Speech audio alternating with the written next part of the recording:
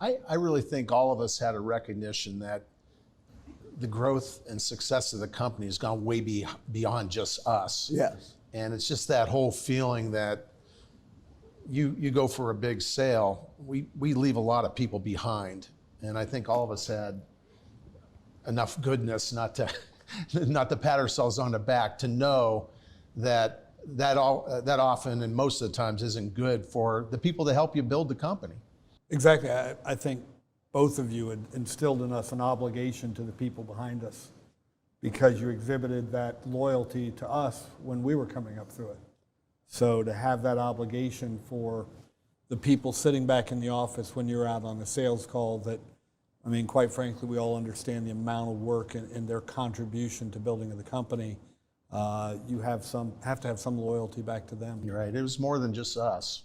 Well, one of the things, actually, when you retired, Mike and I were talking about, I wonder if we're just repeating, Pat's words, and I wonder if the other shareholders understand the power of independence. And so are we just renting your words and rinsing and repeating those words, or do they believe it? And so we brought on a consultant that helped us redefine a shareholder covenant.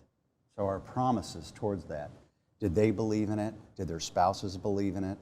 Were they behind it? Could they carry it? Could they articulate it? And we felt really, really good about that process. Yeah, I'll say one of the other things that strikes me when Pat retired and Tim took a chairmanship role, and essentially you guys were kind enough to turn over the leadership to Scott and I. I remember a discussion I had with Scott. I said, the culture of our company is so important. And it started with Pat and his generosity. Tim supported it, bought into it. We did as well.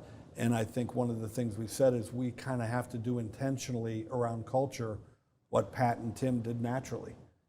And that's really been a driving force for us when we're in decision-making mode, is, what serves the culture.